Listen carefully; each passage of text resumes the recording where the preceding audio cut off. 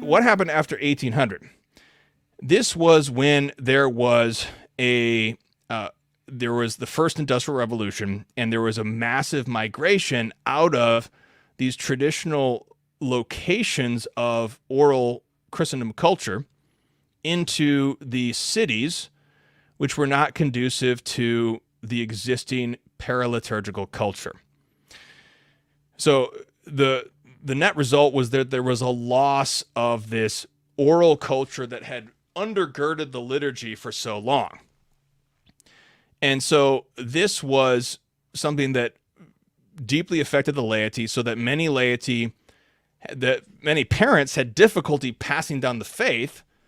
You moved into the urban environment, the working long hours. They don't have the same countryside that had those places and the shrine and that and this thing that would all integrate with the liturgies. That the liturgy, as I said, the cultus forms the whole culture. And so these different places that people were uprooted from had been formed by this liturgical culture.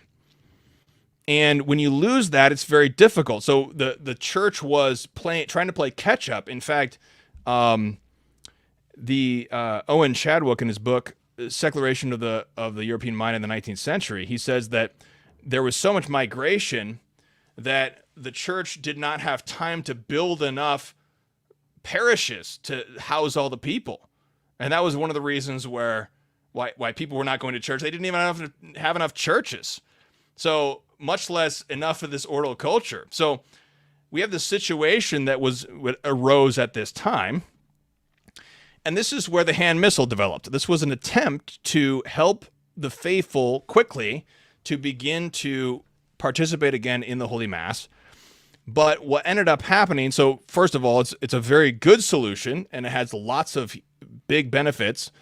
The most conspicuous of which is that the faithful can read the prayers of the Mass in their own vernacular to enter into what is being said with understanding. That's certainly something to be highly prized by the church, and it always has been, even if a sacred language is maintained. But what happened was the prior oral participation was replaced with literary participation, which was formerly mainly the domain of the clergy.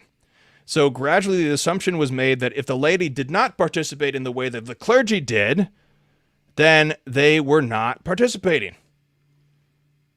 So there was a loss of valuing the way that the faithful and the laity had participated in their own way. Here's where we come to this very important text from Sacrosanctum Concilium. So here's the quote. In the restoration and promotion of the sacred liturgy, this full and active participation by all the people is the aim to be considered before all else. For it is the primary and indispensable source from which the faithful are to derive the true Christian spirit, and therefore pastors of souls must zealously strive to achieve it by means of the necessary instruction in all their pastoral work. End quote. So there's two ways to understand this quote. On the one hand, there is Pope Benedict, he's famous for the hermeneutic of continuity and rupture. There's a way to read this with a rupture.